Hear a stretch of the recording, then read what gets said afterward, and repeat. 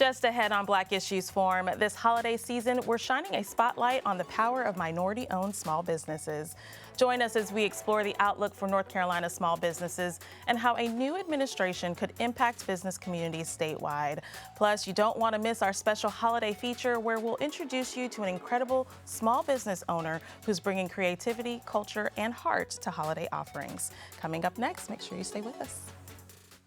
Quality public television is made possible through the financial contributions of viewers like you, who invite you to join them in supporting PBS NC.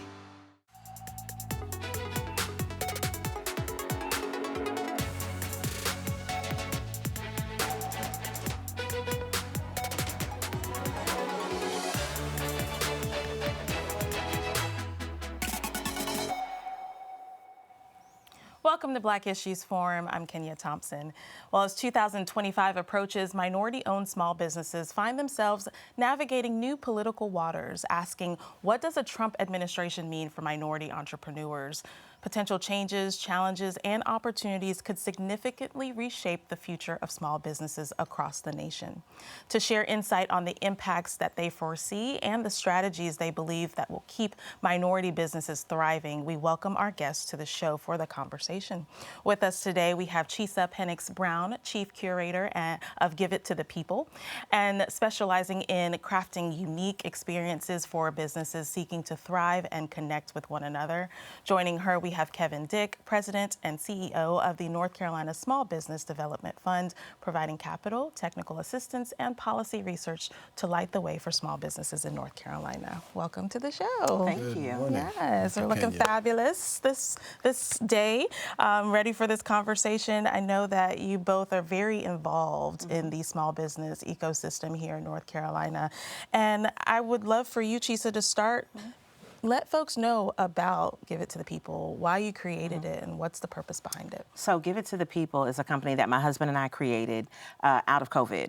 And we were home, and I was already teaching for the small business centers throughout North Carolina, doing a lot of counseling during that time to make sure the businesses could stay in business. And while he was home, he was helping me do the things, right? And so when we came up with the concept of Give It to the People, it was what can we give to other people? Yeah.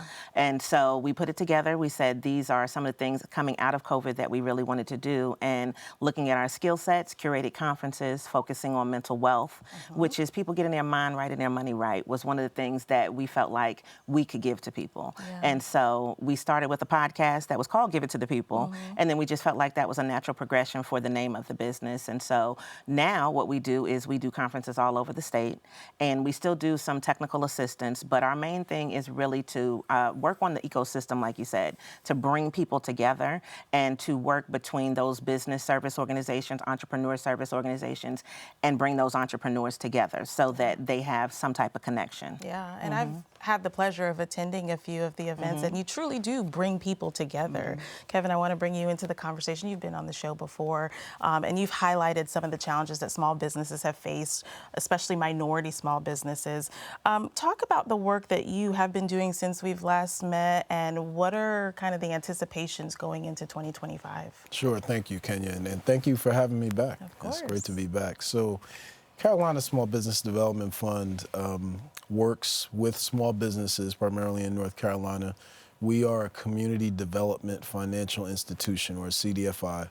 There are about, I believe, 1,200 such organizations nationwide that really focus on bringing capital into underserved communities in some way, shape, or form. Some through affordable housing, financial literacy, or small business real estate. In our case, we cater to small businesses, generally between 1 and 19 employees, less than $5 million in annual revenue. We are the three pillars of our work are really financial capital, knowledge capital, or technical assistance, as we like to call it, and then economic development and policy and research work, really delving into how small businesses are impacting North Carolina's economy, and also how events like Hurricane Helene and the pandemic and so forth can really have adverse impacts on small businesses, and why there's a case for public policy advocacy. And so a lot of what we've been doing has been really continuing to manage our revolving loan fund, which is basically the partnership that we have with mostly private sector banks who are looking to get resources into underserved communities, but really with loan amounts that they wouldn't typically do. Right. And so they really pass those monies through us. And so we have continued to do lending, but what is really important about our lending is that it is accompanied by technical assistance, because it's not just about, so really, like Chisa said, giving the coaching and counseling to explain to small businesses not just how to access the money, but how to manage it once you get it. How do you work with QuickBooks? How do you understand cash flow statements, things like that? Right. I'd love to open this question to both of you. The statuses of small minority-owned businesses today, are you seeing people still thriving? You mentioned Hurricane Helene. We did see an uptick since the pandemic of people opening up businesses, right? But how has that either sustained, or are we seeing a decline, or what has your experience been? Chisa, we'll come back to you. Well, I would say when you start to look at businesses in general, dynamic, right? Like they're making strides to be better. Right. And so businesses that were in existence prior to COVID and that are still here are seeing a big shift, because there were things that you could do pre-COVID, things that you probably changed because of COVID. And then now I think it's kind of getting back to some sense of normalcy, but there's another shift that's getting ready to happen. And so if people are starting businesses now, there are rules and things that are about to be or are currently in place that you didn't have to deal with previously. So when you talk about beneficial ownership information report, a lot of businesses don't realize if you started this business this year that you need to file that report by the time that January gets here, right? So that this way you're not fined because of the U.S. Treasury putting this into place. So I think that typically what's happening with businesses is they're looking for the resources that they need in order to stay in business. And technology is kind of helping shift that forward. So between that, but I think there's also still a need and a desire for people to have community and for people to find places where they have like-minded individuals that understand what they're going through. And so when you talk about organizations like Carolina, we've worked with them previously with my previous company to do technical assistance and to do the marketing. But now with Give It to the People, we're working with them, to do some other things which will help people to get access to that capital. And so what we've seen is it's not just about, okay, well, I need the access to capital. It's also about the fact of I need to be a good steward of the money. I need to have things in place beforehand. So for us, when we're talking about some of the education that we're putting forward, it's like, let's learn what you need to do first. So even if a person were to say something like, well, I need an intern. What do you need an intern to do? Sure, yeah. Right.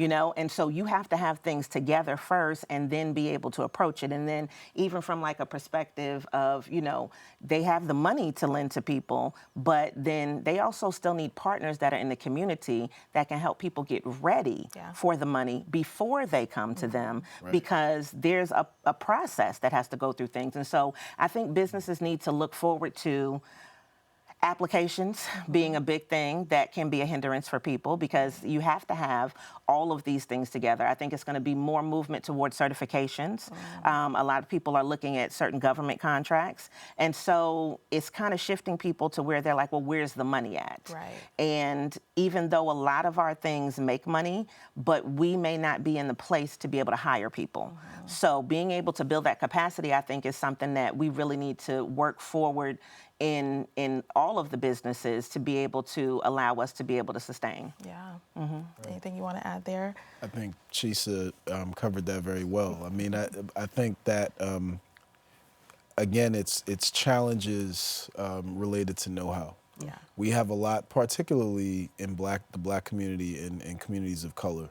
We have probably disproportionately high numbers who have started businesses in, related to restaurants or what we call personal services, barbershops, beauty salons, other retail trade. Now technology and the gig economy have changed that as well, so people are starting there too. But the bottom line is that you have a lot of people who are really good at their craft, but that doesn't mean that they know how to manage cash flow. Exactly. Business, yeah. Right. And so how does the entrepreneurial ecosystem or an organization like Carolina Small Business Development Fund fill that gap? And so, you know, Chisa has talked about the collaborations that our organizations have had. And yeah, I want to shout out our Director of Business Solutions, Reginald Jones, our Business Solutions Officer, Chisa's best bud, Madison Potter. I'm mentioning them specifically because they have said a couple of things at events like what Chisa described that have really been very simple and very poignant. You know, so one of the challenges that businesses have, and this is by no means any disparagement to accountants, right? Any business needs a good accountant. Right. But one of the things that we sort of have challenges with is businesses that we have to ask them, do you have a tax strategy or a growth strategy? What do I mean by that? And Reggie has said we see businesses step over dollars to take pennies. Wow. Because what they're inclined to do when they meet to, you know, deliver that document on April 15th is minimize their earnings, maximize losses, so they pay fewer taxes. Well, for an organization like us, we can't look at a document like that and be inclined to lend money because we need to see profitability. Right? So you're stepping over dollars to get pennies. I want a $2,000 tax return, but I could have gotten a $200,000 loan to push my business forward. Madison has often said, you know, I work with small businesses, and as much as, you know, one of our, a very significant part of our business model and revenue streams is to lend. So we want to lend. But we encounter businesses where we have to say, you know, you don't really need a loan, you need a budget. So it's that know-how, it's understanding capital not just in the typical way you would deem capital, money. It's also knowledge capital, technical assistance, and social capital. Not just who you know, but who knows you. I want to kind of go to what we're looking towards, right? During Vice President Kamala's run, we heard her talk a lot about small businesses. We even had Durham Mayor Williams, who talked at the DNC about North Carolina having so many small business application for grants and that we're thriving here. And we well know now that President-elect Donald Trump will be in office come January. And we're not hearing as much positive talk on the small business end, right? We're hearing talks about increasing tariffs, talks about impacts that's going to really hit the pockets more, I think, on small business owners. What are your thoughts around that, and how do you think that's going to impact North Carolina specifically? Well, I would say prepare yourself, right? Like the biggest thing is, and I looked at this when he took office previously, the goal is to make more money, right? And so we have to look at scale. And I know when people look at the word scale, often they look at trying to scale up.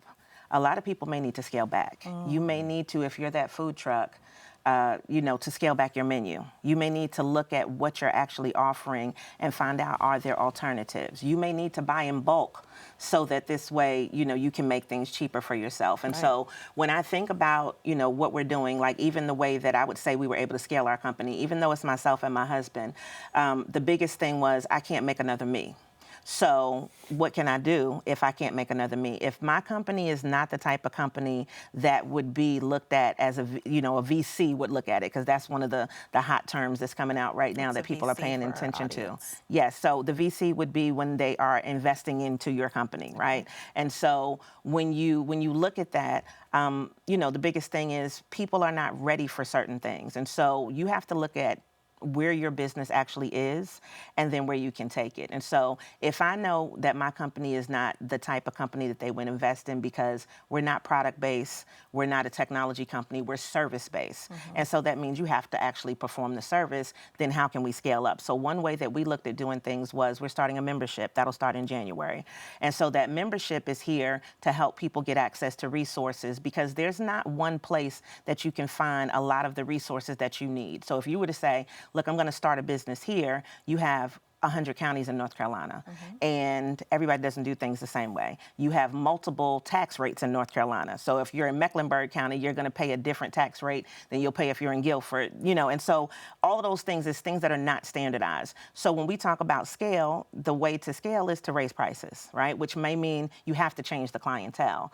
And it may be difficult for people to kind of understand that, but if you've had so much experience at a certain time, you should be able to raise your prices, right? And so if you consider the tariffs, it's not a choice. You will have to raise prices because things simply cost more. And so then you have to pass that on to your customers or you're gonna, go out of business. So in us being able to say, well, what can we do from Give It to the People is creating this membership, Give It, Get It membership is saying, well, look, let's put these resources in place. So I think of an analogy, like let's say you have a king size bed, right?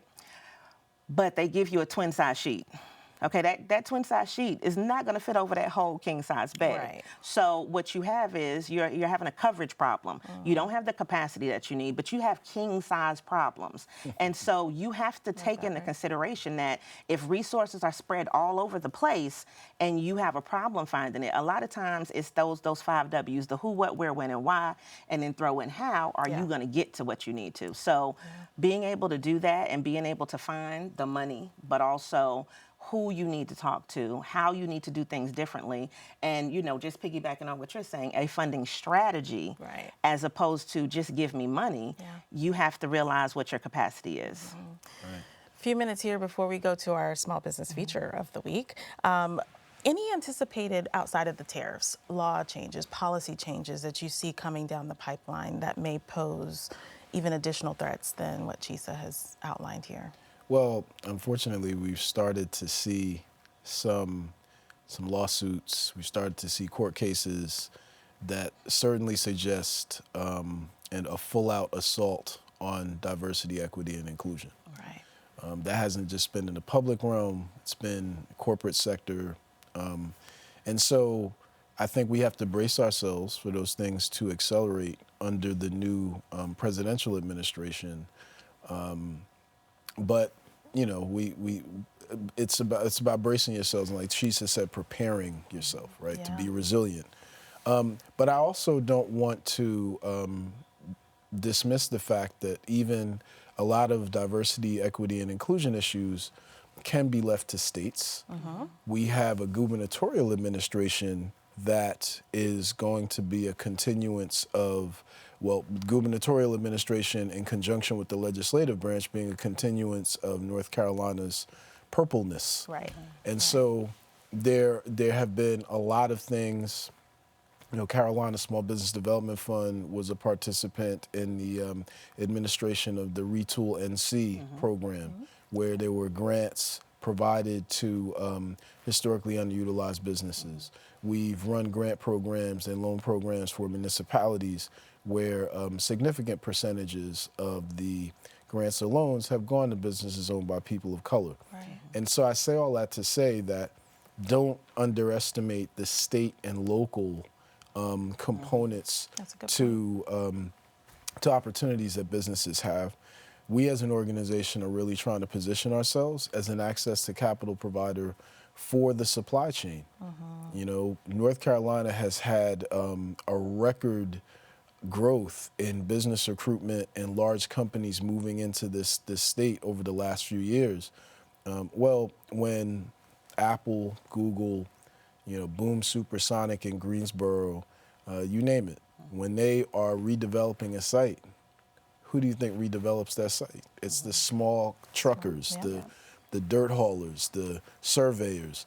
So it's small professional services companies and small construction companies. They need loans for new equipment. They need loans for working capital. They don't need $8 million loans necessarily. They need $250,000 loans. Right. And so that's where an organization like us comes in. But we know that we're operating in an environment that has some uncertainty relative to politics.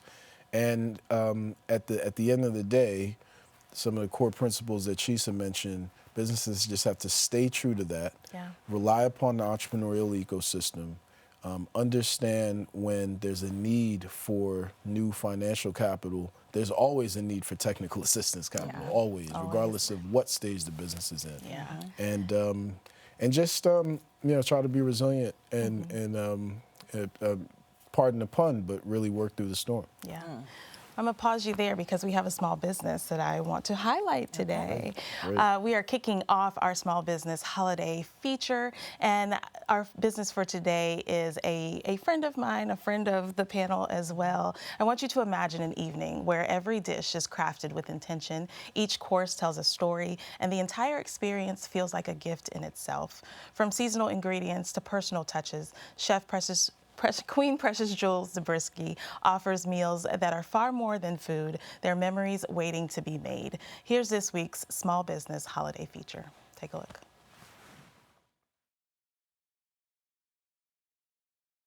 My name is Queen Precious Jewel Zabriskie. I am the owner and executive chef, spice purveyor of Indulge Catering, LLC, as well as Indulgent Essential Spices, and also Indulgent Experiences. Indulge Catering has been around for 10 years, and in this 10th year, we've decided to kind of do some things different, transition, and I've decided to really move into more of my personal chef and private chef experiences. So the premise of Indulge Catering has always been about healthy, flavorful options. So in 2012, I had weight loss surgery, and I was 386 pounds. I was borderline everything, meaning diabetes, my knees were hurt, the whole 9 yards. And I was rolling into a size 32. And my doctor said to me, okay, the way you're gonna succeed in this is by taking the chicken, boiling the chicken, and drinking the broth. And I told him he's lost his mind. I said, I'm going to fail. I said, you don't understand how important food is in the Black community and flavor is in the Black community. So one of the things that I wanted to do was take everything that I loved to eat growing up in the Bronx and make it healthy. My grandma Marion would cook this macaroni and cheese when growing up for Thanksgiving that we would pretty much fight over the pans and who would get the crust around the edges. And so I'd like to share that with people. I do not fry anything. So if I say I do chicken and waffles, trust me, it's an oven fried chicken and waffle that you would not even know. So it's gonna be holiday season soon. I wanna make sure that you have all your healthy holiday flair, but with my spin on it. Indulgent Experiences taking me, allowing me to come and take over your kitchen, but even more than just as a personal chef. I will curate a menu that can either be a surprise for you and your guests, a menu that is regional, depending upon where you would like to fly me out to, or just something that I'm like, you know what, I think I want to cook this today. Would you like to come and have me take over your kitchen? Everything that you get is curated just by me and made just by me, fresh for you.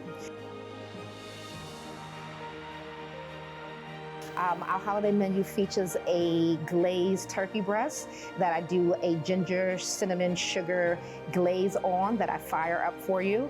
Also does feature the lamb chops. I call it lamb T-bones, actually, little small lamb. It also has a lot of vegan options. So we do a vegan sausage ziti. I do a turkey ziti as well. These are all items that can be purchased on our website, indulge-catering.com. You can also follow me on social media, Chef Queen Precious Jewel, Indulge Catering NC, on Instagram and Facebook. And this way you can also link that way and purchase your meals. We will offer delivery this year, as well as pickup in the Franklinton, North Carolina, which is where my kitchen is, and also in Durham, North Carolina. A lot of my seasonings have turmeric and cumin, and those are the type of seasonings and spices that I want you to use. Health is important. You shouldn't eat to live. You should live to eat, love to eat. And so I want you to have what I call an indulgent flavor bomb, which is where you taste the food and you taste my love and my joy and the fact that it's healthy and it didn't have all this butter and gook and stuff in it. I'm able to actually eat this food. I feel the nourishment, I feel the love, and maybe I can go run a marathon. Maybe not, but maybe you can.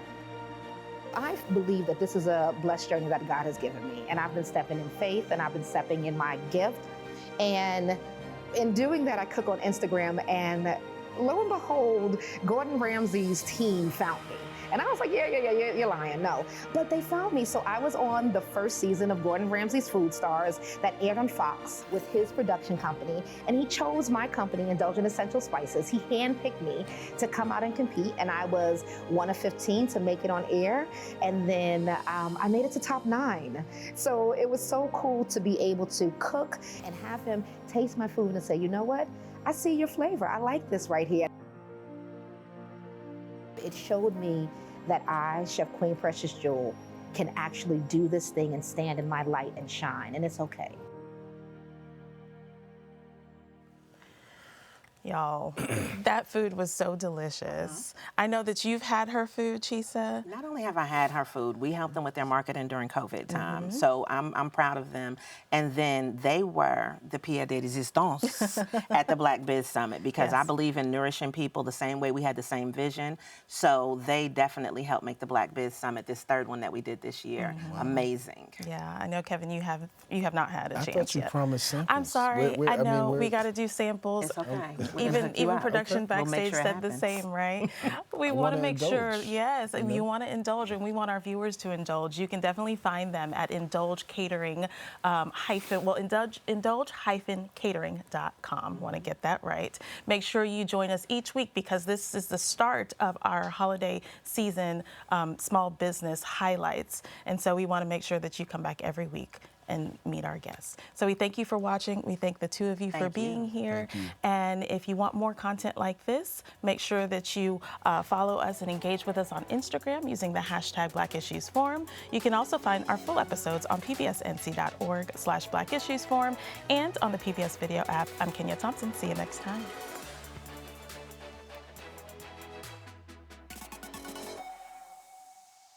Quality public television is made possible through the financial contributions of viewers like you, who invite you to join them in supporting PBS NC.